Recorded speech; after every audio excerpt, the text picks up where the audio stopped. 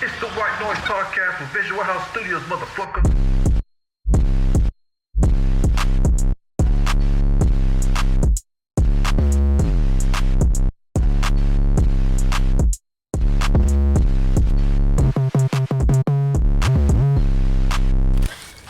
Oh, that's a plane. That's a plane. There you go. The plane. We live. We live. We're not live, but we're recording. We recording. We live though. We live.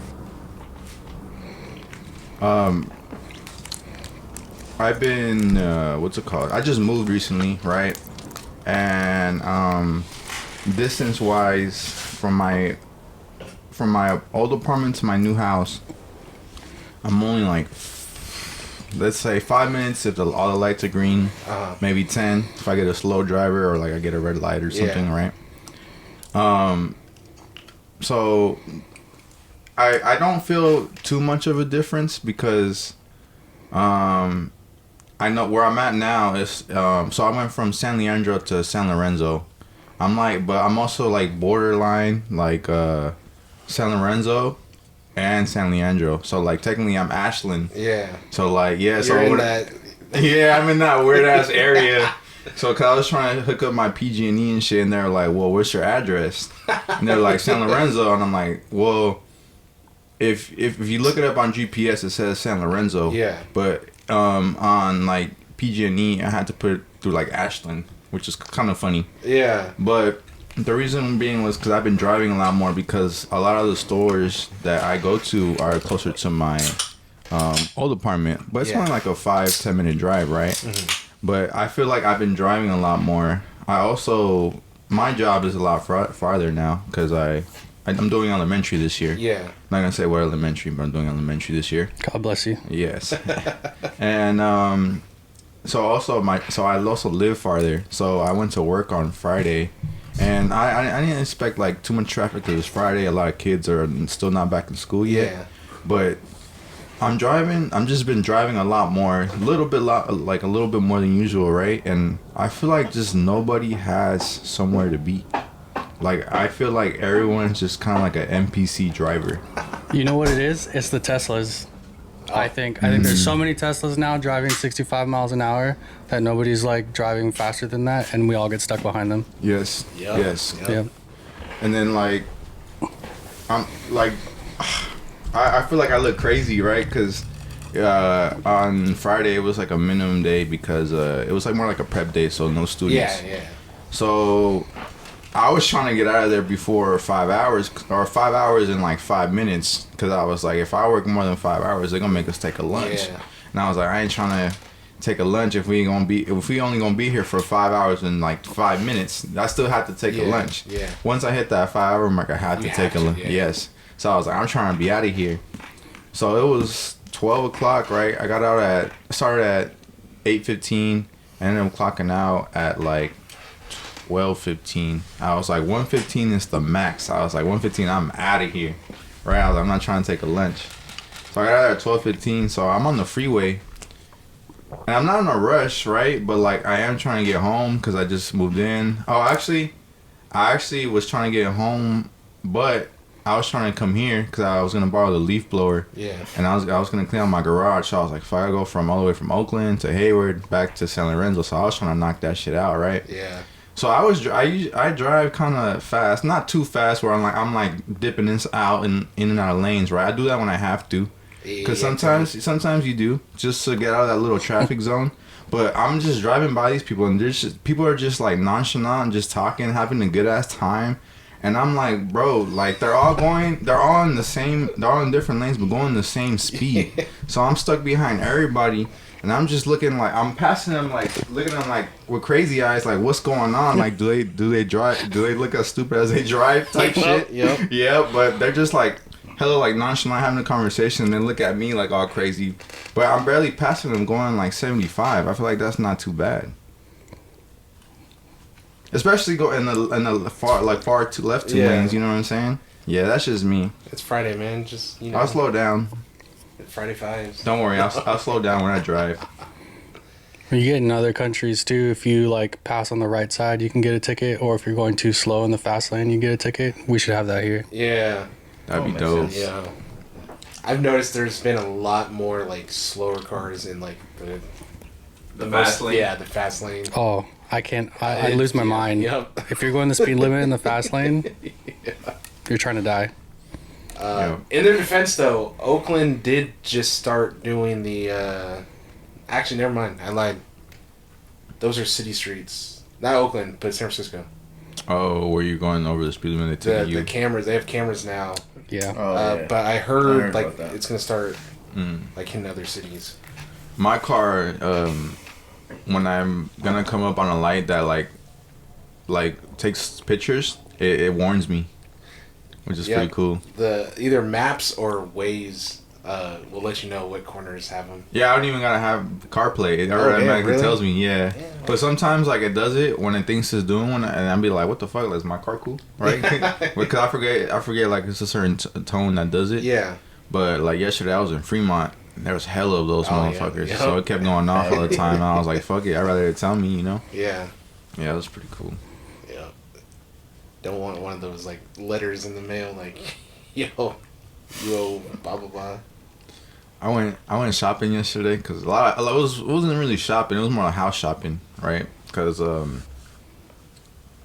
we moved into a house, right? So it's a 1-bedroom house, but the apartment we lived in before it was listed as a 2-bedroom, but it was technically a 1-bedroom, and it had a loft, like upstairs. Yeah. So we had a lot more. I don't know. Like, we had a lot more. I don't know how to explain it. I feel personally right now, I feel like we have a lot more space. Maybe just because we have a lot more room in the backyard, and we actually have a garage. So we went a lot like house shopping. And I hate when I'm in line, and it's not COVID times anymore, right? I get it, but give me some fucking space, bro. I move up. Why are you right on my fucking ass? Yep. Oh my god. That's when I start playing defense with the cart. Yep. That's when I'll like take a step and I'll stop to brake check. Because I'm not the only one. why do people like breathe down your neck in line? Like, Yeah, bro. see, I'm not gonna lie. I'm the type of person. I'm gonna say something. If you're in my personal bubble, bro. Yeah. I'm gonna let you know. Back up, bro. 'Cause why are you in my personal Yeah. bubble? Like, you know. I'm like passive aggressive. I'll like stretch, just like kind of bump them, be like, oh, Box them out. yeah, yep. Yeah, like you should be a cart apart. I feel like at least, you know. Yeah, or at least like 2 feet. Like, Yeah. give me some. Like, if I want to spin, I don't know. Turn fucking Dennis Rodman and And paint. then I'm the type where like I can't just stand still in line. Like it looks like I'm fucking box dancing in line type shit. Cause I just can't. Especially like if it's taking hella long. Yeah. I'm pretty patient, but like when it's just one cashier and like, come on, you still haven't called for backup. I understand if you're the only one, Yeah. but like once I see you call for backup, I feel okay. But I don't want you to be on your high horse and then, you know, Yeah. get stuck. And then I always, it's just my. Actually, I don't even think it's my luck, because this always happens when I'm with my fiance. Let's go to this line. Put it on her. Well, yes, I am. Anytime I go to the store, I'm fucking in and out. And anytime it's always with her too, because I feel like it's our luck. I'm gonna say it's our luck together, right? Okay. It's our luck. Thank you, Joshy. I don't care. How long have you guys been together? 3 years. 3 years. Yeah. I've been with my wife for almost 8 years now, but I've known her since 15, and we just don't go shopping together. Yeah, I say 3 years because those are like the good years. But like I've known her, we've been dating for like altogether like I think going on 8 years now. Yeah. Yeah, because I met her when I was just turned 21, so I'll be 27 this year, just about. Yeah. Both me and my wife have angry resting faces too. So like if we're both together out in public, like trying to go to the store or at a restaurant, guaranteed every time. We'll get mean looks or just like get treated differently. Yeah. But so what I was going back to the story was I feel like when we're together and we're trying to kind of be in a rush, we always get that one person where they'll ride us into the line, right? And they'll register that they'll cash out the last person, and then they'll fucking go on their break. So we're still standing there for like another 2 minutes until the next person comes. Yeah. Right? Or like the person in front of us. That looks like it's just like a regular purchase. Right? And then they go and scan the item. It doesn't scan or whatever. So then they have to go and get somebody. Or almost like they just look like a regular purchase, and all of a sudden they're bringing out another item, or like they were trying to like talk to a manager, and one's just like, fuck, bro, like, what the fuck? If it's available and the store has it, I would always do self-checkout. Yeah. Like, I always try to do self-checkout. I always try to go with the cutest cashier. Okay. Yeah, well, I see you. Come on. I go for the younger folks because they're quick. That was me. You get the That old was me person, at they're round just- table yesterday. Yeah. I ordered a pizza. Sorry to cut you off. I ordered a pizza yesterday at round table, bro. It was some girl, and there was a dude in there, but he was a little older, and I saw he was standing in front of the line, so I purposely walked, because you can see them because it's glass windows, so you can see them, right? So I purposely walked, like, kind of slow, because I heard somebody in line, so I was like, I'm going to walk a little slower so he can help that person out, and I can have her help me. Man, got in and out like 2 minutes. Yeah. Also, how you said, always go with the young person. It depends, because sometimes they don't know like the codes, or they look like they're gonna be quick, but they're hella slow. Some people like just don't have the, what's it called? How do you say it? Like work ethic, I guess. Yeah. And like I love the new generation, right? Apparently I'm a part of the new generation according to Google and shit. I'm part of the new generation because of my age. You're a baby. I don't feel like it because I was born in the 90s, late 90s, 98, right? But there's just like certain work ethic that I feel like people don't have. That's why I feel like when you first get a job, I feel like it has to be something in like customer service. Yeah. At least. You don't have to be like dealing with customers every day, right? But like at least something in like, it could be not like, I'm gonna say retail, right? But it doesn't have to be specifically clothes. It could be like a grocery store. It could be like car parts, right? Like anything like that. Yeah. Cause like there's some people that just like, I don't know. They just, to me, I just feel like, again, that's why I love our generation, because if you try to ask them to do something, they're gonna be like, no, it's not in my job description. But you can go and like, just help me out for the next 2 seconds. And I guess a great example is when I go to Walmart. Right, a lot of like the stuff you need is locked up. You see a worker, they unlock their shit, right? Unlock it, they grab what they need. You go to them, oh no, sorry, I'm only doing pickup orders. Or they'd be like, this is not part of my department. You see, yeah, which was a great story. But like, I understand. Okay, you're only doing pickup orders. Maybe I've never worked pickup orders.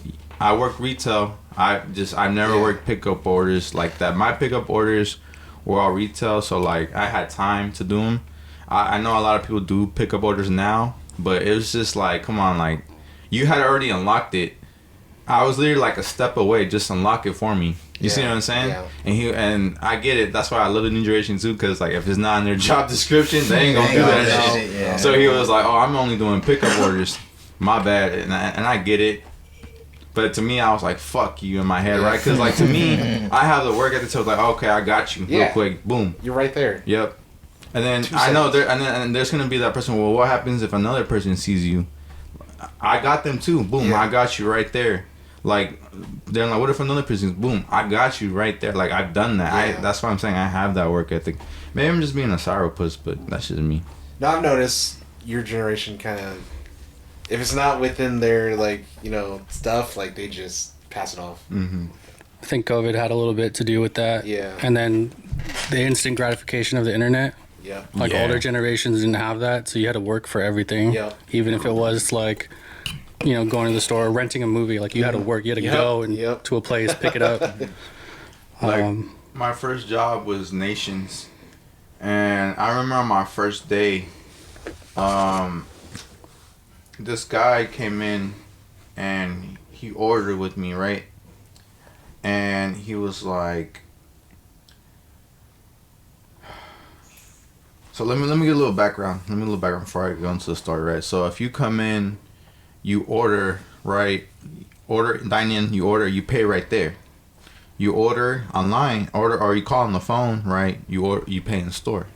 That was like my that's what I got. That was my first day too, right?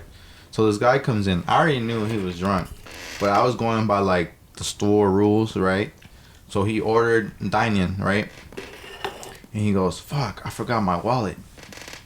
And I go, "Well," I'm like, "Whoa." Yeah. I was like, "Whoa." I was like, "What are you gonna do?" And he was like, "I'll be back."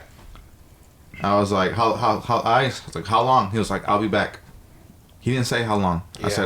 I said, he just said, "I'll be back." So I took the receipt, I put it on the side, right?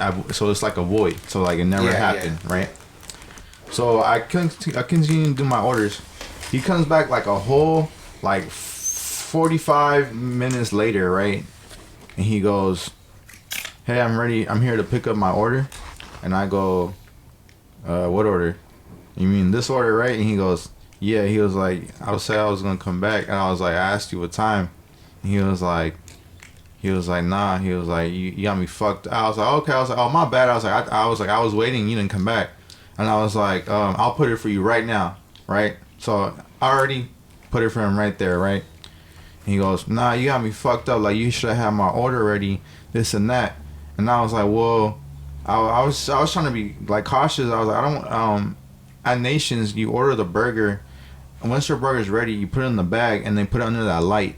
Yeah, that light keeps it warm, but like I'm keep thinking of the customer. Like I want you to have like a good burger, you know. I don't want to keep it under the light for 45 minutes. You see what I'm saying? Mm-hmm. And then plus, if it's like an online order, like he did, like call order, right? I can't make his fries until he's back. Just like if you call ahead, you order. Once you're here, that's when I'm throwing in your fries. Oh, really? Yeah. See what I'm saying? Mm-hmm. So I was going off that rule. So basically, that's kind of when that very first interaction was how I learned how to work. As like when I get customers like that, like for example, if I get another customer like that, I'm gonna just treat it like a online, like a call ahead order, and then just have them pay when they get here. You see what I'm saying? Yeah. But in my head, I thought like I was doing the right thing. Even my manager, like they backed me up. Like they kicked him out and shit. They're like, "Nah, like he could have went about it a different way." He just started cussing at me and shit. Like, bro, it's my first day. Had me fucked up. Oh, you're gonna lose from the start. Yeah. By the sounds of that guy, like there was no winning. Yeah, that's how I felt like. Yeah, when people are like that, there's really no winning against them at that point. It's just you're arguing with a brick wall, basically. So, you want to introduce anybody? Yeah, we can introduce him. Yeah, so I'm gonna introduce him this way. I've been streaming a lot. It's a big part of my childhood. He's worked on 2 different games, but we're gonna talk about one of them later. A lot of people's childhood is Call of Duty. Today we have Timmy from Sledgehammer Games. Yep. Clap it up. He's our guest for the week. He's worked on games before, but we want to get to know him a little bit more. What is something you like to do today? What are your hobbies? Hobbies, man. Well, I have 2 jobs. So one job is on the computer, like 8 hours a day, and the other one's in a helicopter. They balance each other out. I get to go outside on one and stay inside on the other. Yeah. I would say hobbies, free time, man. I'm trying to make a game on the side. That's like the dream. Mm-hmm. The end game, end goal is to go indie. So I'm just teaching myself how to code using ChatGPT. And it's working so far. I'm able to like prototype a bunch of different puzzles and mechanics and stuff that I have know nothing about. But I'm learning as I go. And just making a library of assets that I can use later for when I have like the right game idea or the story's done. I can just drag and drop the things that I've made and saved so far. That's dope. And yeah, I said I was in the flying helicopters in the military also. That took a lot of time away from my daughter, so any free time I get, I'm trying to make up that time with my family now. That's dope. Yeah. I feel like today, it's like, for like indie games, like now is like the time, like, because there's so many like games that just like pop off. Yeah, there's Like- a lot of games that are ridiculous. Like Yeah. the concept is real stupid, but it goes viral. Yeah, and like yep. it took one dude to make it in like 6 months, and Yeah. now he's, pocketing Yep. millions of dollars. So there's like, I think wasn't that PlayStation game that won Game of the Year this past year? The little robot. The robot. Astrobot. Astrobot. I feel like a lot of like AA games and like indie games are Things like that. Yeah. like they're getting Starting a to lot of blow up recognition. and Yeah. get recognition. Yeah. So what sparked like your interest into like Air Force, right? Yeah. What sparked your interest into Air Force? What sparked your interest into making video games? I'm assuming you're a gamer too, right? 'Cause Yeah. You played video I games, grew up, right? Yeah. So what sparked your interest? Like take me back, like way back, like as a kid. Like what's the first video game you played? 5 years old, I got a Sega Genesis, Sonic 2. Dope. Dope. I love Sonic. Yeah. I love Sonic. And you think about 5 years old, like I was able to play the game and like get pretty far. I don't know, that's what sparked it all. I think I didn't actually beat Sonic. I was like 15, and I remember my aunt was spending the night or like babysitting, and I was like, I'm not a real man until I beat Sonic 2. And so I stayed up till like 2 in the morning and finally beat it and was like, okay, now I can rest easy. It's easy. I could never pass the water levels. Yeah. And it would get me so anxious, and like back then I didn't know what anxiety was, but man. Because you drown if you don't Yeah. get the air The bubbles air and then the bubble- music goes. Yep. Yeah. Dun dun dun. Yeah, 5 years old is when I got that, and I never threw away any consoles, so I have all of the ones that I've ever had. Sega Genesis, N64. I have the original Game Boy, like the gray one, Yeah. with Pokemon Red and Blue. My grandparents were going to throw away an Atari 5600, and that's like Pac-Man, Centipede, Yeah. like Missile Command, like old arcade Yep. games. And I think now they're worth money, but I was like, yeah, I'm never going to throw this away. Oh, I'm going to keep yeah. it. I respect the creativity that goes into making games. Like someone was like, this doesn't exist. I'm going to learn how to do it. And I'm just going to put my idea into something for someone else to experience. I Yeah. think that's dope. Yeah. That's awesome. So that was you as a little kid. What happened first? Did you join the Air Force? Did you work on the Call of Duty first? Did you go to college? What? The spiel. I'll give you the background story. Getting ready to graduate high school, 2007, and the pressure was high of like everyone's going off to a 4-year college or university. They know what they're going to be doing for the rest of their lives. Yeah. I have no idea. I just know that I want to like connect with people, be creative, and if I can, cross language barriers. Like I wanted to influence, but I don't know what that looks like, whether Yeah. it's film or music. I just knew it was something creative. Ended up going to junior college because I couldn't pick a major.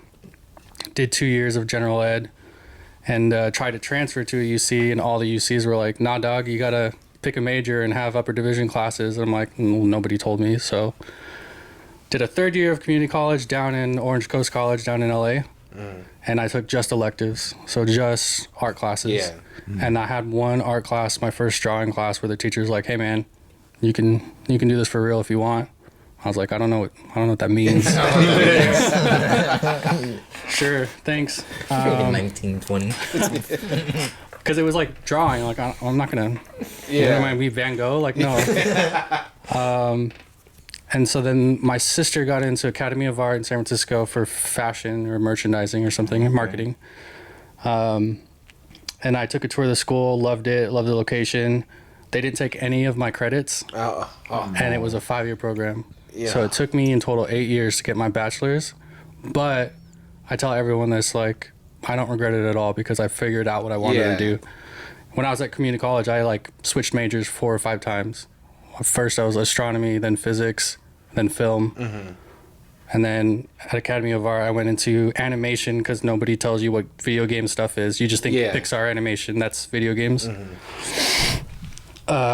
Quickly realized that animation is not what I wanted to do because you're taking someone else's art and just moving it. And I was like, no, I want to make the art. Yeah.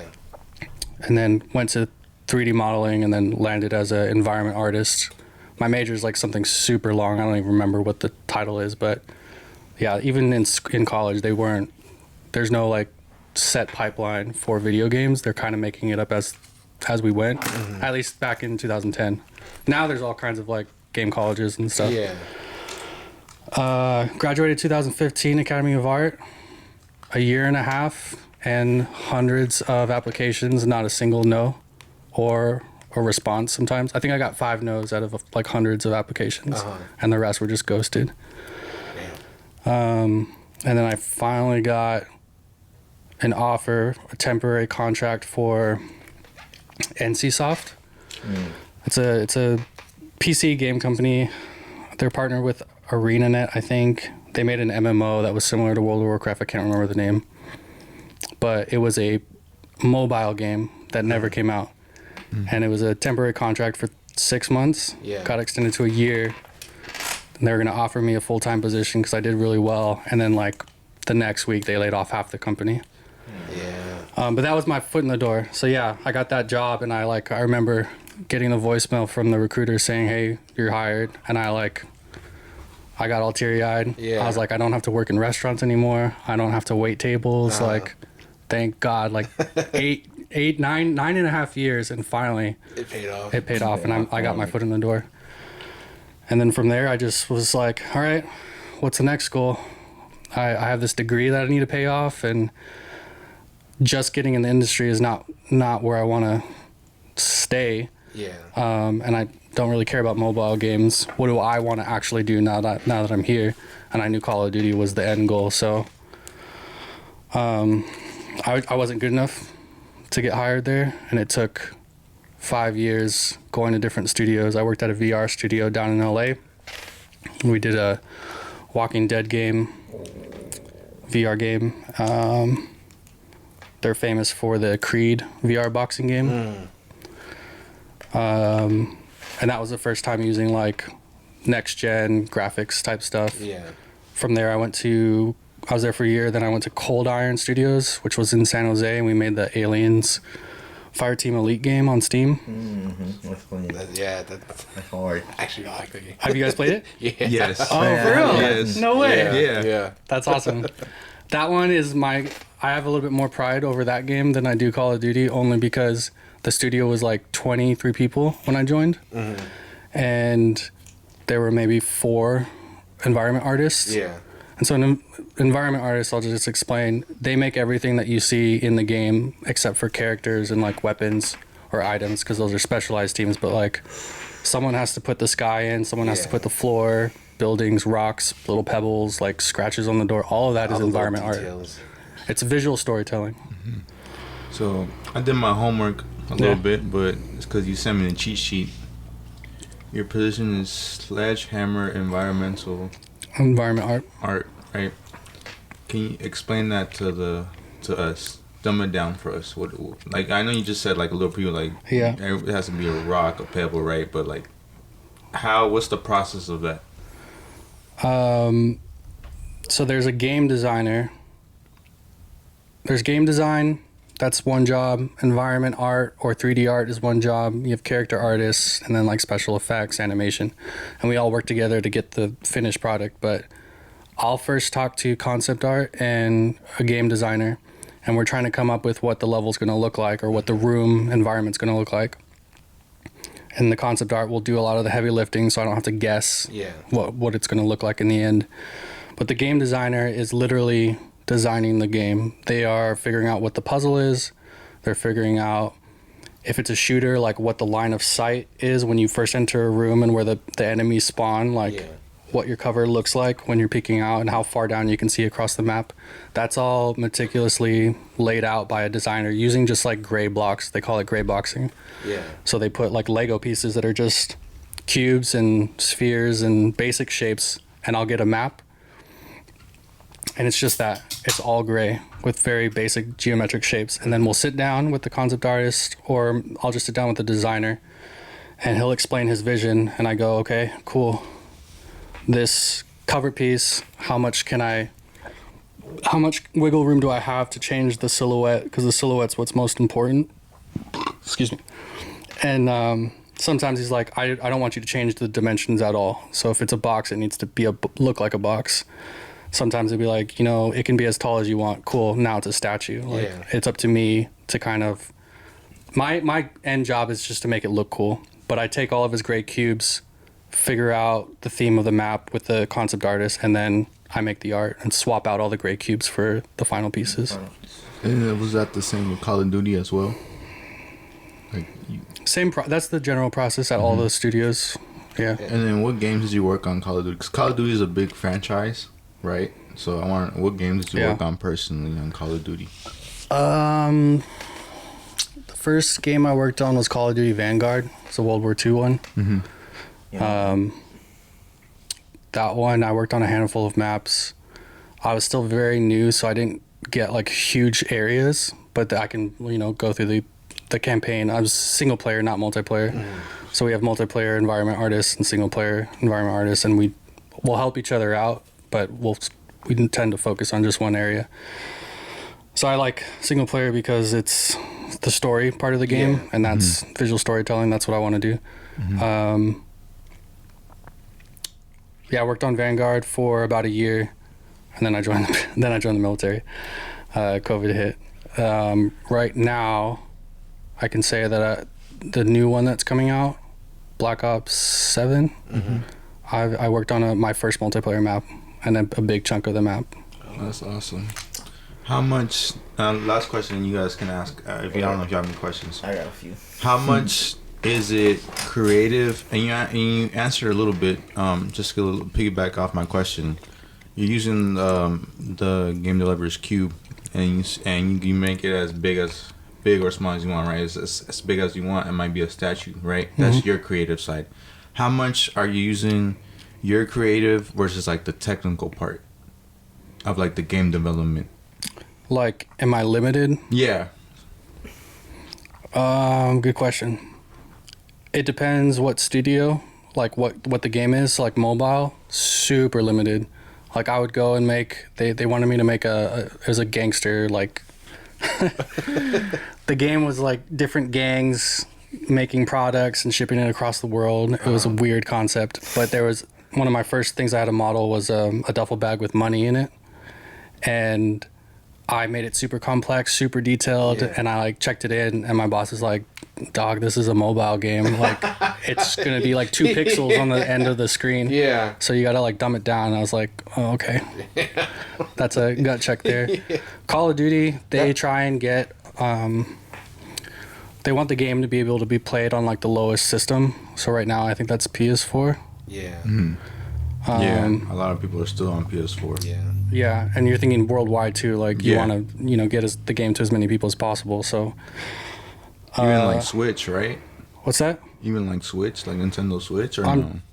I'm sure that's the future. Like, yeah, those graphics. I don't know how good those graphics are compared to PS4. Yeah. But still, like we're limited. We have to make sure that the game runs on the lowest level, and that requires like because DS games. Like I remember, sorry to cut you off, but like I remember like Call of Duty on the Wii. I was ecstatic. See what I'm saying? Yeah. Yeah, they had, I don't remember that. They have Black Ops 1 They on have the Black Wii. Ops 1 on the Wii. That's wild. Yeah. Play zombies. Yeah, and then technically you're like moving, and you're like, what? Yeah. Like I this bet the whole you they time. hated making that game Probably because it was so restrictive. Probably, but that was fun to me. I'm sure. Yeah. Yeah. Oh, like Resident Evil did that too, right? Where it was on the Wii. Yeah, they're on the Wii But too. you could tell that it was kind of like a dumbed down game, or like the graphics were a little weaker. It was like an arcade, Mm-hmm.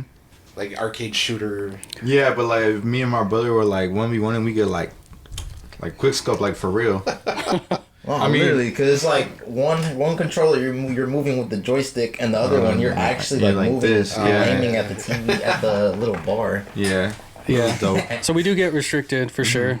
We try and anticipate it ahead of time so that we don't, waste our time, but it happens. Yeah.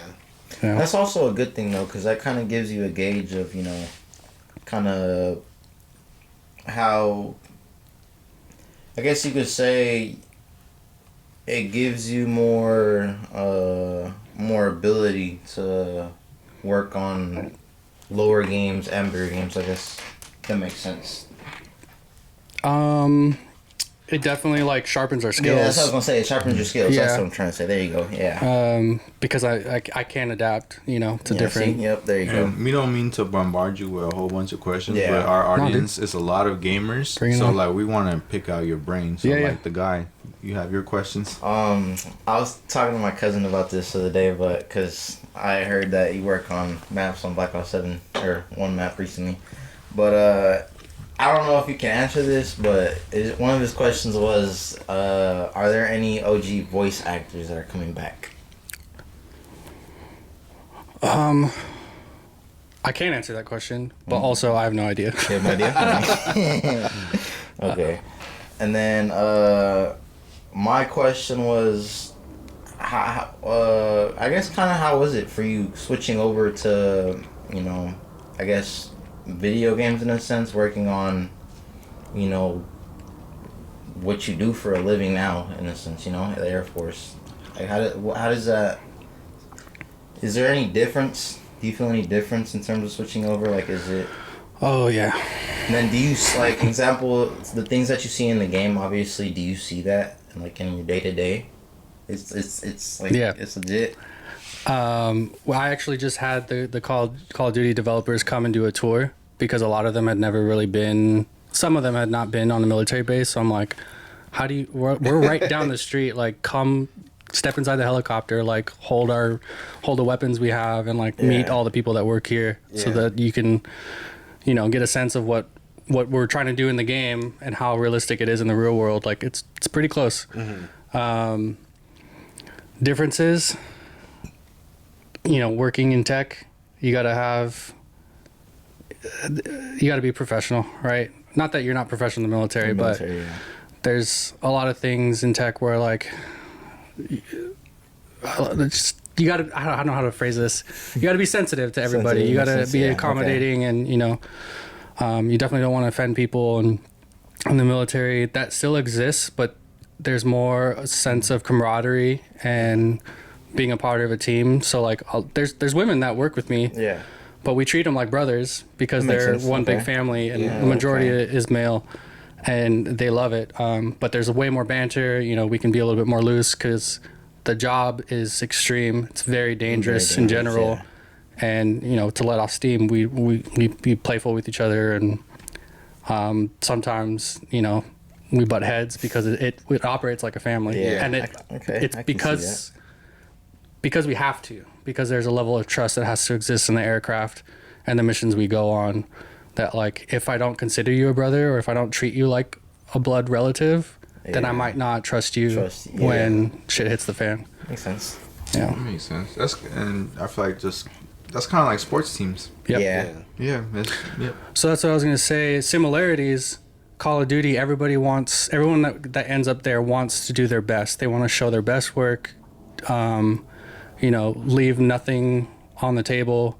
This is like the dream job for most people. Mm-hmm. The same kind of mentality exists in the Air Force, at least in my job that I have in Air Force Rescue. We'll sacrifice our bodies to go and, you know, pick up someone that's having the worst day of their life behind enemy lines or whatever it is, even if it's like, you know, we do rescues here in the state because we're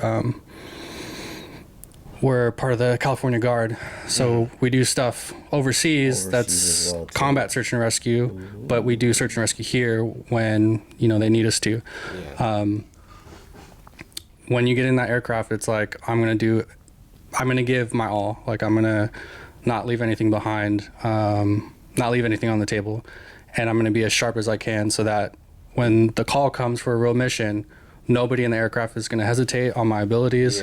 Same thing in Call of Duty. Like, when I get tasked and they give me more responsibility, like in the map, my first multiplayer map, they're like, you can do a multiplayer map now, we trust you. And it's because every time I show up for work, like, I'm trying to give my best to earn their trust. And then my last question is, going back on what you just said, is it a switch for you, kind of, you know, like when you're about to get into what you're about to do, or is it you kind of need to take a breath a little bit before you're about to take off, and then once you take off, that's when it's like go time?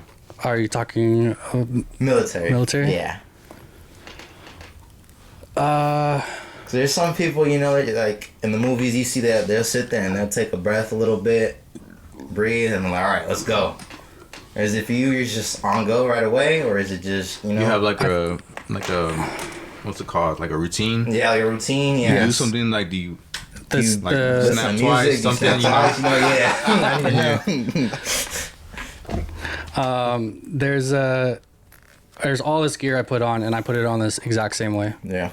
Like, there's no one told me to do it that way, but it's comfort to put my items on, like my vest, The way you do it. Yeah. gunner's belt, like everything, my helmet, all in the particular order. It's like if you ever played football. Before a game, you have your pre-game routine. I have my pre-flight routine. Makes sense. Yeah. It's different when I'm here in the States versus deployed. I've only been on one deployment, but over there's no time to think about your feelings. Yeah. Because over there, you're on call for a scramble, and it's happens, like in 3 minutes, the helicopter has to take off. So you're sprinting with all your gear and your guns, and there's just no time to have your pregame routine. So it's a little different over there. But I think over there, everyone's in game time mode. Game time. Yeah, you're just locked in. Yeah, all the time. Yeah, makes sense. Yeah.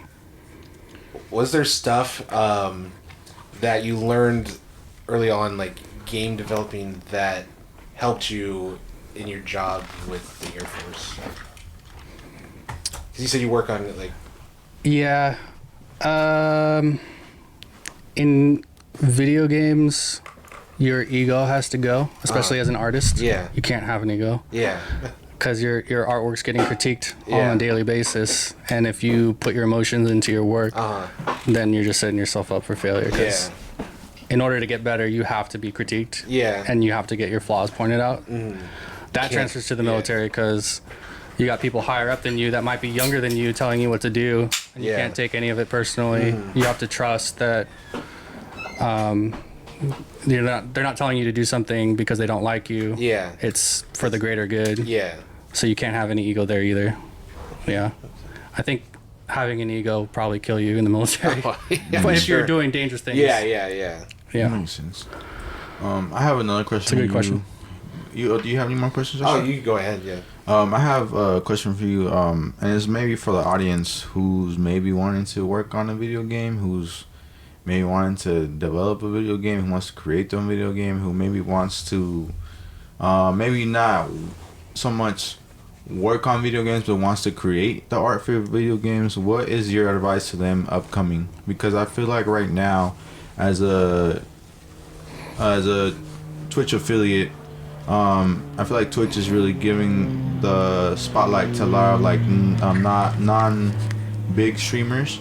So I feel like especially right now with all the content now, with all the stuff, all the technology, I feel like right now it's a time to really go after. If you want to get into like video games, if you want to stream, it's not gonna hit right away, because I mean, you just told us your journey. It took a long time. And it's worth it. So what is your advice to upcoming like streamers, to upcoming game developers, to artists that want to work in the video game field? What can you give to them? As a whole, or in general, I would say if you want to go into commercial video games, like working at a studio, or your dream job is to work on Halo or Grand Theft Auto, or one of the games you grew up with, if that's your end goal, as harsh as it sounds, at least as an artist, what someone told me was take your art, your personal work, your portfolio, the stuff that you've worked on that you get hired off of, take that and put that next to a screenshot of the game that you want to work for, and how similar, like, does it look like it fits in the game? Yeah. If it doesn't, then you got to figure out how to get there. A lot of that just takes time, and having good friends that can critique your work. For me, what got my foot in the door was doing a bunch of contests. There's a website called ArtStation. A lot of people used it for their portfolios, but they would run contests where they'd give a theme, and it would be due in like 3 months, and you had to post weekly, and it just forced the community together to critique each other's work. And even if you didn't win the contest, it was a dedicated time slot, like a homework assignment, where like this is your deadline and you're getting, you know, check-ins weekly. It was just a good way to like churn out work. Yeah. I'd say build a portfolio, churn out as many finished projects as you can, not like half finished ideas. Yeah. And shoot for that end goal and studio goal. Also be aware that like that's not the route you want to go, and you want to go indie and make your own game and do, you know, wear all the hats. That's doable. There's enough software out there that's free or relatively cheap that you can put together a game. But again, if you're going that route, start small, finish something. Don't start with your great game idea. You know, do a solitaire like clone or Flappy Bird clone, and just learn through repetition all of these small projects that you can then show until you're good enough to, you know, make your dream game. That's where I'm right now, because I said I wanted to go indie. I'm just learning how to code because I don't know at all how to do that. I'm not worried about the art because I know I can make it look cool, but if it doesn't feel cool, then who cares if it looks cool? So I'm slowly building up those skills until I get to a point where like I'm all right, now I can put it all together. And how would you balance pride and maybe taking negative comments that you know that are negative, like actual like hate comments, where it's actual like good feedback, which is it's not. I don't want to say it's bad feedback, right? Because like it's not maybe what you want to hear, but like it's good feedback because you know you're gonna improve. So it's like, for example, on TikTok, I post my videos, right?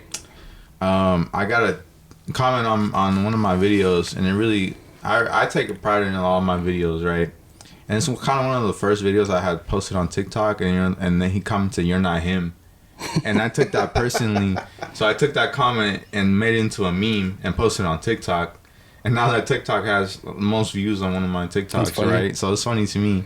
But ever since I took that, I was like, I kind of feel like I had to move different. Now I get hate comments all the time. I just like it, and I kind of like just take it with a grain of salt. I'm like, okay. But I also know the difference between it's like a trolling person, and it's actually somebody giving you advice. So I want to just one last question like that is like, how do you balance your? If you're getting hate, you're doing something right. Okay. Yeah. Because people are gonna hate on people that are succeeding. That's just human nature. They tell us, you know, when Call of Duty comes out, they're like, don't go on YouTube. Don't go on YouTube Live and read the comments because it's just all negative. That's going to exist no matter what. I think the stuff I listen to is people that have done it already, people that have gone through and like succeeded. And if they have feedback for me, oh, for sure, I'll take that over some random on the internet. Your peers. Yeah. That's dope. Do you guys have any more questions? Because if not, I want to play a little game with him. Play games. Oh, name. I had one, but I forgot it. Not that I can think of. Okay. So the game is we do this with our guests, just to spin the Reddit wheel. So a whole bunch of questions on here that are random questions. Next time we bring this wheel, we'll update it because there's some questions on here that we've already asked. So if it's one question that we've already asked or I don't think it's a good question, I'll just spin again, and then we'll all answer, and then we'll all answer one at a time. We'll go first, so you kind of give a little bit of time. So we're gonna spin the wheel. First question. I'm reading in my head first to see if it's even good. I like this one. What's something about yourself that you're insecure about? And I'll go first. And I've learned, and it's not so much insecurity anymore, but I was really insecure about it. A lot of you that's seen me on the podcast and maybe not paid attention, especially like my brother-in-law Joel. My brother's seen me. He's seen me like a lot of weight changes. I used to weigh, my max was 255, and a lot of it was junk food weight and beer weight, alcohol weight. And a lot of like the clothes I used to wear, I used to feel like very good about it. I was very strong, I want to say. I would play soccer, I would body people, right? My stamina was very good. Then I lost weight like drastically. I lost 100 pounds. Like I was 150. Like out of nowhere. And my clothes, I was still a I went from an extra large to a large. Then went from a large to a medium. But then I'm tall. I'm 6'1", so sometimes the mediums don't fit me, and the larges are too large. Like they fit me like an extra large, right? So one thing about me is like I was insecure about was like just my weight at the time. Even though I had lost weight, I felt very the first like 3 months. It took me a while, honestly, to get like used to my like balance. It's a very big shift, especially like playing soccer. Right, I would go against like people that are twice my size. They would push me off the ball easy, but I was a lot faster. Yeah. Same thing with basketball. I play like a big man. My Tío Faco, he likes to when I go hoop like consistently, he likes to shout me out as like Kevin Love. Cause like I'll do as a big man, but I also go shoot the 3-ball, right? Yeah. I could get like I used to play like that. No, I'm like not NBA level, cause some y'all like to turn shit on me. Y'all like to turn shit on me like I'm fucking pro and shit. But this is like just comparisons, like that's just kind of like trying to give you like an idea, right? So I lost hella weight, so it was just like a lot of balance. So that's one thing I was insecure about, just my weight. But right now, I weigh like 165. I'm not too much like heavier, right? But like also don't have much muscle mass, but I feel very strong about myself. Even when I wear like overfitted clothes, I feel very good about it. So that's one thing I was very insecure about, was just losing that weight so quick, because it's a big shift. You know, you go as a heavy person and then you just feel hella lighter. Like I was walking around just kind of like falling over shit I never used to. Like I felt clumsy. Who's next? I got mine if you guys still need time. Go ahead. Thing I insecure about. So a lot of people that meet me for the first time, or probably the second or third time they meet me, they're like, yeah, you're very quiet. You tend to not really talk a lot. Mm-hmm. And that used to get under my skin a lot, because they would think it was something to do with being shy or not having enough courage to talk, or whatever reason. And I knew that, like, me personally, it's none of those. Yeah. But I don't also want to explain myself to people. I'm the eldest out of my siblings. I have 2 younger sisters. Growing up, my parents had me really young, so I was kind of the guinea pig. You know that story.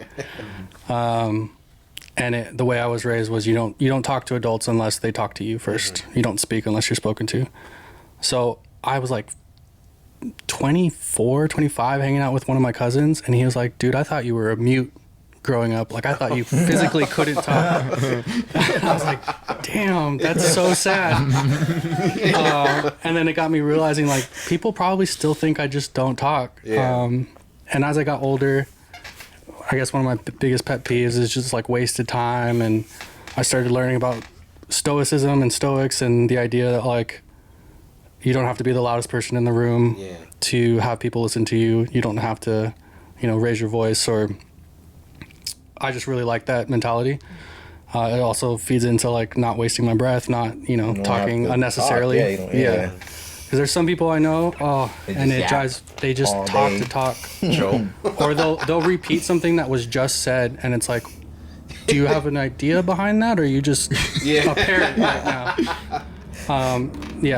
That'll get me triggered right now. So that's one of my probably the biggest insecurity, is that people that don't know me think I'm just shy or nervous or afraid of talking, but it's just my choice, my personality. And then once I know you, then I'll talk. Then I'll open up, because I don't feel like I'm wasting my breath. Yeah. That sounds really mean. I get it. I think because I've met you a few times, right? And when I first met you, I asked my fiance a lot more about you.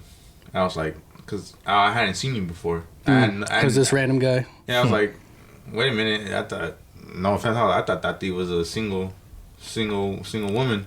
Because I didn't have her on Instagram, right? I don't go around asking Right. unless like I'm curious, right? So even then, right, I first saw you around, I was like, damn, I was like, who's this guy, right? Like I didn't even I automatically knew, right? Like you were Emmy's dad, right? Did I say her name right? Sorry. Yeah. Yeah.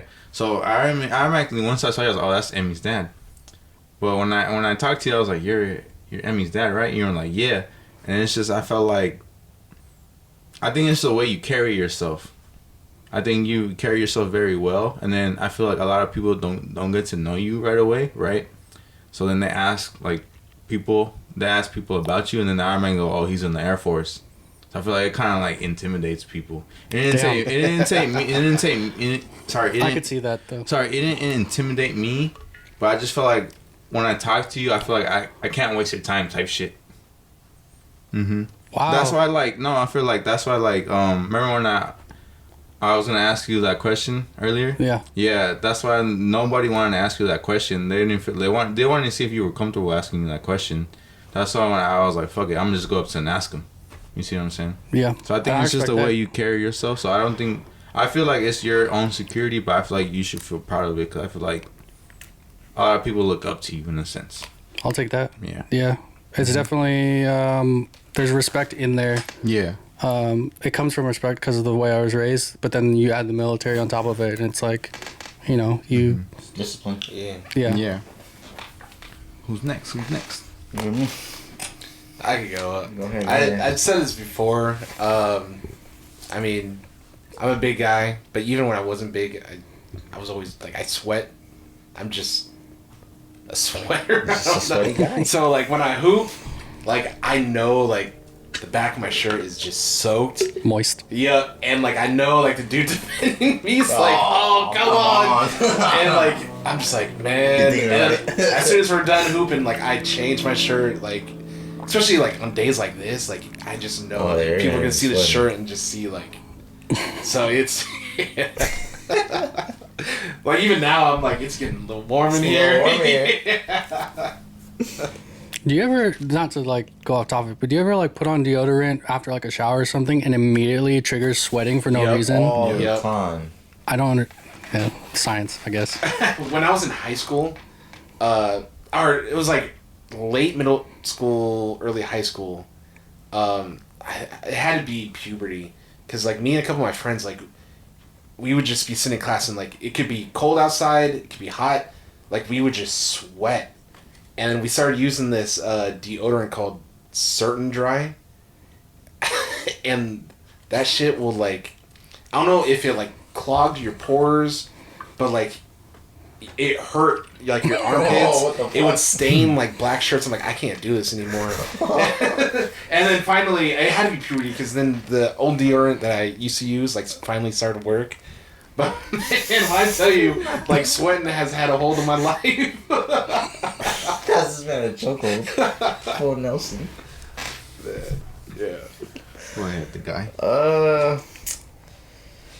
Honestly, my insecurity would probably be my fast metabolism, and I can't put on weight like that. I eat a shit ton, and there's hella people that I'll go out with, and they're like, "Oh, I wish I had your metabolism. I wish." No, you don't, bro. You don't want to be hungry 24/7. You don't want to have to fucking. I'm not that I have to go to the bathroom all the time or anything like that, but at some point when you're hungry and you're eating fucking all day, and it's processing quick, you're gonna have to go to the bathroom at some point. Yeah. So just that alone, it's like it gets tiring at some point. And then the fact that I can't put weight, like there's people that are like, oh, why don't you go to the game? Why don't you go to the gym? It's not. It doesn't work like that. It's not as easy for me. If I were to sit there and just work out, I'm just gonna be stronger, but it's not gonna be physically to where I look bigger, I'm shredded or anything, you know? Obviously, well, I guess I will get shredded a little bit, but I'm not gonna put any weight on. It's just gonna be muscle, but I'm gonna look weird, I guess you could say. So, just to piggyback off him a little bit. Again, I used to be a lot chunkier, right? But once I did lose that weight, I switched my metabolism. I mean, I always used to go to the bathroom a lot, but now like I don't gain anything. Why don't you go lift weights? I do lift weights. I get stronger like physically, but like, or I get stronger. I guess physically, but visually, you can't see it too much. Unless like I actually like flex. You're like, okay, I see you working, right? But like that's why I got a lot of people who are like, damn, like you don't eat. I'm like, I'll eat you. Oh, for real, yeah. For real, like I love going to a party where there's a taquero. I put them the whoever paid for the taquero, I get their money's worth. Especially if it's a home taquero. Oh my god. Put them in a place for real. Yup. My first time I be asking like, can I get 6 tacos? They be like, no, es caben 4. Only fits 4. I be like, all right. I'll come back. I'm gonna come back at least 3 more times. Did you get your money's worth last week? Hell, nah, I didn't. No, it's because it was a long line. Yeah. But also, I had just came from a party. Oh. So I was hella hungry. But I did get I was hella full already. Yeah. But I did get my money's worth because the tacos was good. Yeah. They were. In high school, I wanted to play college football, and I weighed 150, and I was like 5'7", like pretty short, for college players. Mm-hmm. And they had me. I went to the College of San Mateo and was trying to play football there, and they had me 6 shakes a day with like a meal in between for a couple months, and I couldn't. My metabolism just burned through it all, and I was like, "This is exhausting. I'm not going to do it." So I feel it. Yeah. It just took like 10 years of drinking beer to get to the weight I'm at. See, yeah, that's where I'm like, I don't want to take like supplements. I don't want to go on creatine or anything like that. If I want to get big, I want to do it natural, but it's hard. It's not easy. And it's expensive. You'd have to eat like steaks and chicken and So like right now, what I do is I take a lot of protein. Like my granola bars are protein. My yogurt has protein. Some of the drinks that I drink have protein. So a lot of it's just protein. Cause I'm a runner, so I just love to run. I love running. Am I training for a marathon? No, but I just feel like when I run, I love to sweat. I love to just get shit off my mind, what I'm thinking off of, and I sweat easy. So like I sweat like just doing anything. Yeah. So it's really hard for me to gain weight. That's why I take just anything I take now. I try to take with protein. But even then, like I feel better physically and stronger physically. You might not see it visually, but I do. Cause when it comes to like playing soccer or like basketball, and we body up. Don't worry. Pull up. Don't worry. I got you. And you might get me the first time, because it happens to me all the time. Every time. Yeah. Playing the gym? Filipinos? Sometimes. Let me know. Alameda. Let me know. I was in a Filipino league in Alameda where a couple of my uncles were in it, and they asked me to come play. So I'm like, all right. So I'm thinking like, we got like some of our team, and then we're just going to pick up whoever. No, like you go and you do a combine. Yeah, it's like and then they draft you. Yeah. And so like I wasn't even with like my family. I'm with like people I don't know. I only played 1 season there, but they go hard. They go hard. They go hard. But you said you're a runner, which reminded me. He's a runner. He's a track star. For a little fun question, we had a debate a few weeks back. If you were like on a hike, like by yourself on a mountain, and a mountain lion shows up. Do you think you could outrun a mountain lion? Like do you say it was Rocky? Rocky gravel? No. This is where you're mixing up the question. Flip the camera back on me. This is where you're mixing the question. This is where like, and we had this conversation at your wife's birthday. And again, only the fucking person who's the most non-athletic fucking white boy, I don't give a fuck. White boy, he goes, hey, ask him the question that you asked him. I said, and they go, no. See, this is where like y'all keep I don't think the question. Y'all asking the question wrong, and I think I answered the question wrong too. A lot of it was, do you think you could beat a mountain lion 1-on-1? Right? Yeah. I'm just saying get away. Yes. Look. I like yours, right? The way I came out, it sounded like I was gonna fucking suplex maul him, right? No.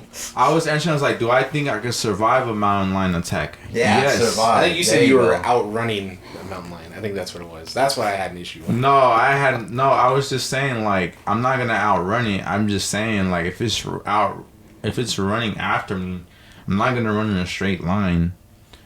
That's what I was saying. But it goes back to the story. It goes back to more of like, a lot of people think I can fucking physically beat a mountain lion. No. It's more like, yes, I could survive a mountain lion attack. More your chances. And also, I feel like a lot of y'all don't do your fucking research. I did my research. You're supposed to stand your ground. And get big. When's the last person that died? When's the last person that died about a mountain lion? I think. I mean, yeah. Would you know? Would you find out? I looked up. It was 2021. Like, he got mauled. I feel like I heard something he got recently. fucked up. There's been a lot of mountain lion sightings, but a lot of those people escaped. And after that, it was like way before that. It was like 2000 and something. It was like way before 2010. So like mountain lions, like they see them a lot, but like for them to like actually like kill you, it's different. Obviously, there might be some unreported, but like I actually looked up like where mountain lions pop up most of the time and like how many people get attacked. Most of them survive. What did you say was the last one? The one that I looked up like got fucked up like died was 2021. Google says there was one last year in California, El Dorado County. Did he die though? Yeah. No. I think there's a difference too between like Montana, Wyoming mountain lions and like Bay Area mountain I was lions. speaking like Chabot mountain lions. Yeah. Because they're used to people. What the fuck am I going to be out there doing? Well, I mean, like they're used to people here, so like they're intimidated. You know, they're not trying to hunt you. Yeah. But if you're out in the wilderness, that's kind of different. That's you might be hunted. Yeah. You know what I mean? Yeah. But I think you could survive. Couple Hey, this is coming from the. Where you from? From the Bay. I grew up all over. No. Air Force. Air Force. No. Say your title in the Air Force. Special Missions Aviator. Okay. You see what I'm saying? Okay. Oh, I did go to SEER school. Yeah, survival school. You see?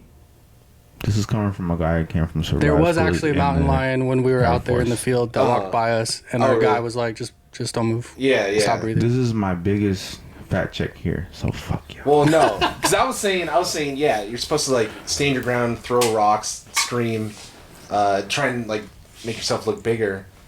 Exactly. Brian was like, I'm running, I'm zigzagging. I'm like, I don't know if that's gonna help. No, I was much. answering y'all scenarios. Okay. That's what I'm trying to tell y'all. I was just like, I don't know, man. I don't think you're outrunning another mountain lion. Hell no. Hell no. I'm not that fast. And I don't think they're like big runners either. They just do the pounce and the quick sprint. So if you're out in like the first 5-10 seconds, you're good. Did I not just say that? I'm just saying that. I said that like 2 podcasts ago. See what I'm saying? Let me know. Oh my god. Looking If I don't have training, the man here that has the most training just fucking validate. All right.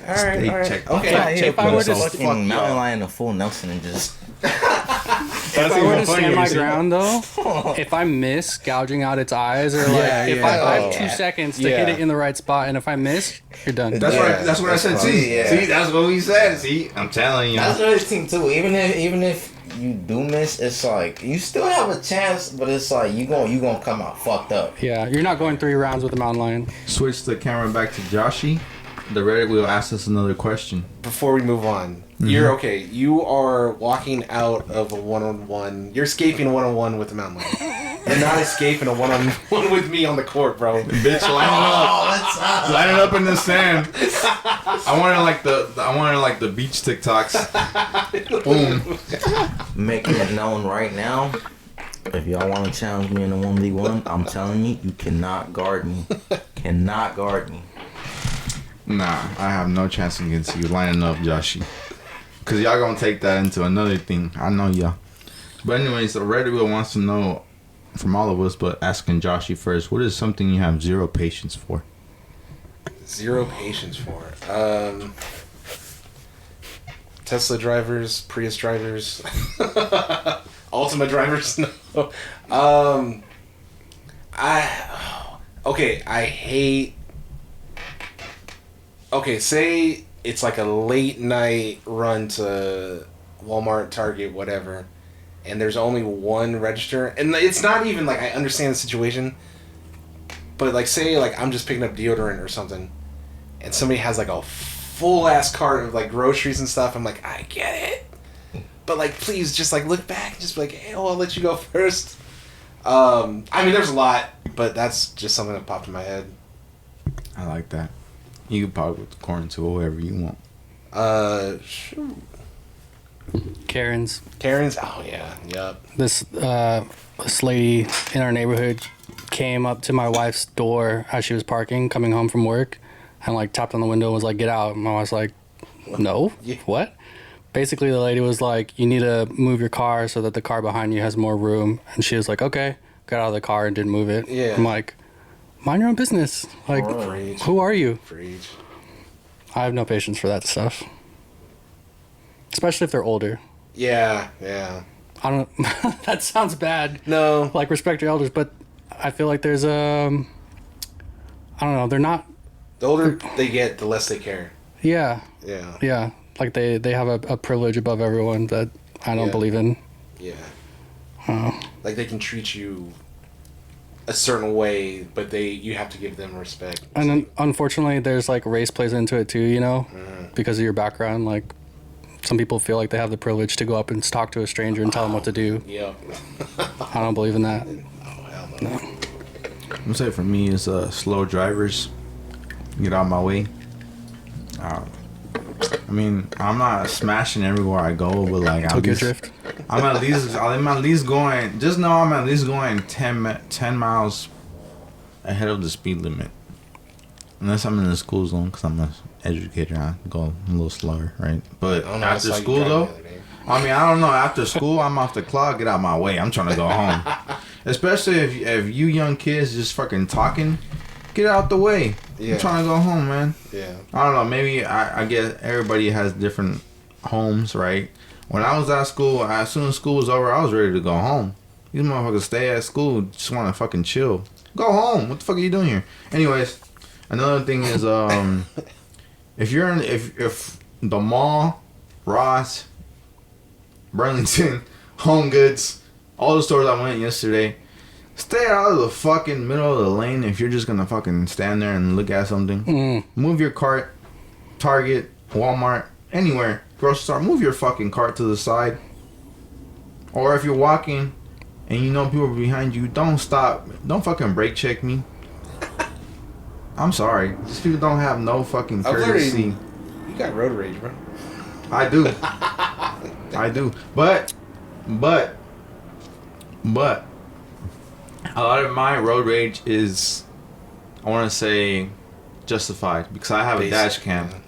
I have forward and back, and like they just be fucking driving stupid, so I'm allowed to like fucking get out of my way type shit. My cousin lives in Stockton and he's got a dash cam and he literally sends me videos daily of just like dumbass drivers. Oh, I literally say this all the time. I was like, I'm gonna start a TikTok off fucking Bay Area drivers of how fucking stupid they drive.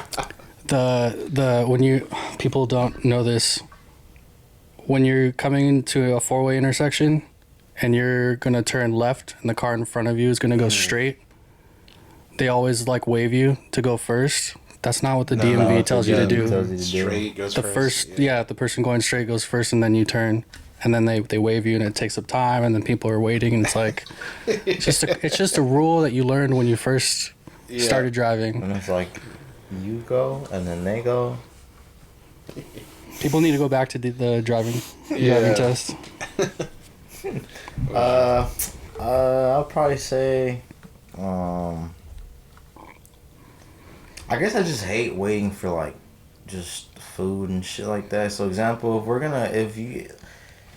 let's say you tell me you want Wingstop, I'm gonna order it on my phone. That way when I get there, it's ready. I don't want to have to go to the actual Wingstop, order it in store, and then wait another 20 minutes. Oh like man, that's like at least a 30-minute wait. Pisses me off, Well, if you want fries from Nations, you're gonna have to wait no matter what. So Yeah, that's true. like, see, that's understandable because it's like that fries. It's like they gonna get soggy if you cook them like that in there. They're doing you a solid. If I order it, like if I live 10 minutes from a Wingstop and it takes me 10 minutes to walk there, and it takes 20 minutes to make the food, I leave 10 minutes from when I order the food. That shit should be done perfectly right when I get there. I don't want to have to wait no longer. I don't want to have to like, go inside and order it. I hate that shit. It bugs me. So then there's people that like, they just, like there's people that I hang out with and they're like, nah, like let's go. Let's actually go inside. No, just tell me what you want so I can order it on the app, bro. Just call it a day. Yeah. That's probably what I don't have patience for. And then I have a last question for you. I think it's a really good question because you're in the Air Force. You're gonna answer last. How do you measure friendship? Easy. I feel like you might say these. I just feel like I want to throw in like the Air Force aspect. I feel like you see a lot of people come and go. I feel like you might have a lot of like heart-to-heart conversations that one day, but then like you might never see that person again. I don't know if you consider him a friend. I don't know if you consider that friendship. To me, I consider a friendship as if you're looking out for me, in both good and bad, right? If I'm doing good, you're there to cheer me on. If you're not there to show up to my events, you send me a text. Little shit like that. If I'm doing bad, you don't gotta offer me money, but you just gotta like, hey, check up, like, you know. And also, I'm not the type to let you know that I'm doing bad, so like you're not gonna know. But like, I guess just checking up on me here and there. Another thing is, I think it's just respect. I think a lot of just respect. I think that's what it is. Yeah. But also like talk to me when I'm in the wrong, or I'm tripping, or like we could disagree on a lot of things, right? Right? Like you might not agree with me, but like just talk to me so I hear your perspective. But don't put me down when I hear your perspective. Just let me know your perspective. That's how I view friendship. Anybody can go next. I don't care. I guess I'd say it's a little different for me. It's because I don't have I do have a few like high school friends here and there, but for the most part, like my friends is family. Like example, him, obviously you now, I met your family to me too, so you're still a friend as well. Oh yeah. I kind of treat it differently. It's like if you haven't been around or I don't know you, like I'm not gonna treat you not necessarily that I'm not gonna treat you the same, but I'm gonna have a little bit more respect towards the person that I've known longer than somebody that I just met like a couple days ago or something like that. I guess you say, but that doesn't necessarily mean that I'm gonna go out of my way and be like, oh, you're a bitch and disrespect you or something like that, you know. But also too, I was gonna say, piggybacking off what my brother said, just checking up, you know, if I'm doing bad, you know, not necessarily gotta send me money or anything like that, but just check in and see how I'm doing, you know, ask how the family's doing, come around, and if you can't, you know, send a text, you know, hey, we'll catch up around this time, this day, whatever it is, make plans in the future, little things like that. I guess that would be the best way to measure friendship. Definitely. Yeah, I mean, I feel like you guys kind of nailed it down. Obviously, like, you know, respect, it goes both ways, you know, they're not like, oh, if someone's not around, like, they're not talking shit about you. I think, especially, like, after the pandemic, it's like, you know, people, like, kind of tended to, like, not fall off the map, but they were, like, everybody was, like, doing their own thing. And if you have people that, like, you know, called and checked on you, you know, see how you're doing, check like your mental and stuff, like that's a friend. Like, you care enough to like take time to like check, like, I don't know. I feel like you guys summed it up. Nailed it on the head in a sense, yeah. All right, go ahead, Timmy. I'm gonna use a few big words. There's this guy called Alan Watts. He's a philosopher that I used to listen to, or I learned about when I was in college. That instructor told me to check out, and he basically, his whole thing that he preaches is that life is short. If you could do anything and money wasn't an issue, what would you do? He forces you to think about these bigger questions that take your mindset out of society and what society tells you to do. Anyway, defining friendship, falls into that mentality where I think life is short. I don't think we have a lot of time to live the life that we choose. I think we have the power to make the life that we want to live beautiful and whatever we want it to be. And the people that I consider friends are people that contribute to that, contribute to my life. I've met people that I'm friendly with, and I've gone through the mud with and like military stuff, but they end up taking from me more than I get from them. Yeah. And I would say they're more acquaintances than people that I consider I have a true friendship with. And like my closest friends are like people that you've said where maybe we don't see each other for months on end, but I'll get that call every now and then, just, hey, how are you doing? Yeah. Thought about you. And I know that person has, the best interests in their mind for when they reach out to me or when they're trying to stay in my life. Yeah. I define friendship as people that like are going to sharpen me, make me better, have the same goals. And those are the closest ones. There's some that like don't match all of that criteria, and I just like their personality or we have history. But they're like one notch removed from that like best friend spot. There's definitely levels to it. Yeah. I have friends that I keep at a certain distance because it works. Yeah. For the both of us. Yeah. Like I don't want to just hear from you when you need something. Like. I had people that I thought were like best friends. Yeah. And the only time they would call me is when they needed something, or they were in trouble, or if I would give them advice and like I know the solution, and they would refuse it and just keep making the same mistakes. And at a certain point, it's like I'm gonna have to cut you off for your own good, and also for my own good. Like the company you keep also kind of defines who you are. Yeah. I did remember that question from earlier.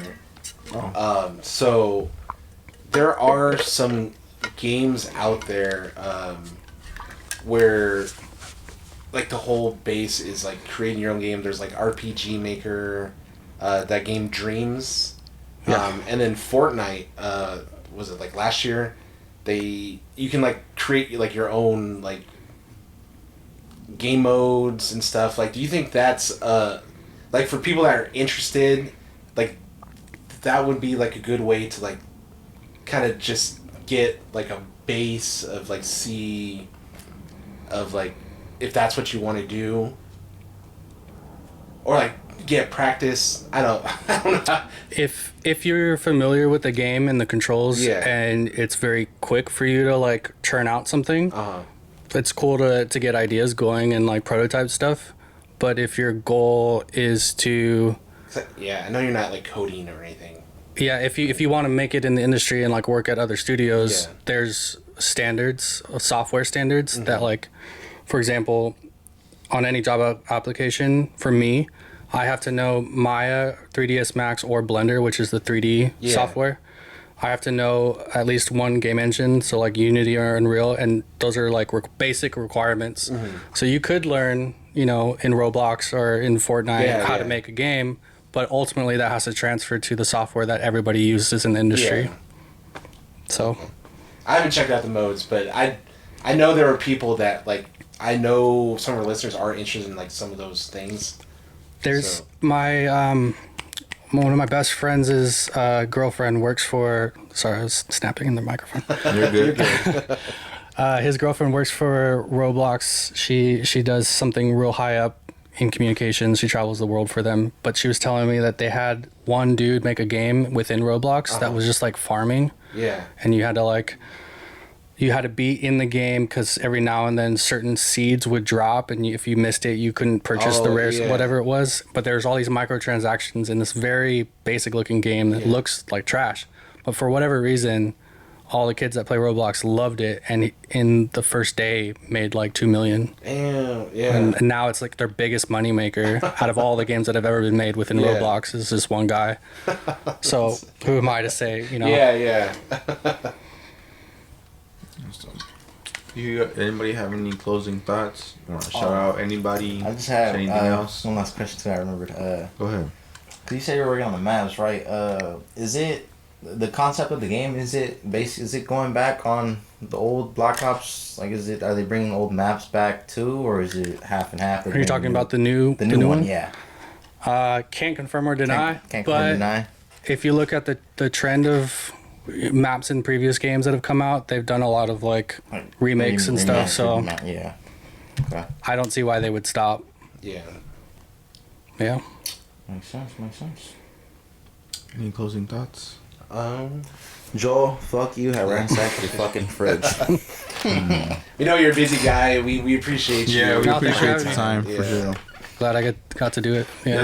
this was a special guest, everybody. Yeah, this was a special guest. Thank you, Timmy, for being here. Thank you for being here. Facts. Yeah, thank you for spitting out your knowledge on like how to even get into the industry, how long it took your journey, what you do now. This is awesome. A lot of us play Call of Duty. I just played what was the Video name? games in general. Yeah. Alien for our team, right? Yeah, so I was gonna say, you have my information. You guys have my LinkedIn. If you want to share that, the LinkedIn, you can. yeah. I'm always up for demystifying the process of getting into the industry, because when I went to school, there was no major, Yeah. and none of the counselors knew how to get me to Call of Duty. And so I had to figure it out on my own. And now there's some information out there, but still people go to college and they're like, I'm going to be an animator because I want to work in video games. I'm like, no, that's the first mistake I made. Yeah. That makes sense. So if anyone has questions or is interested in that career path, feel free to share my LinkedIn. For sure. Yeah, our listeners, they give us like a lot of... If they have questions, they'll let us know too. Yeah. All right, I want to do something new. It's been Brian, Josh. The guy. and Timmy. peace. Peace.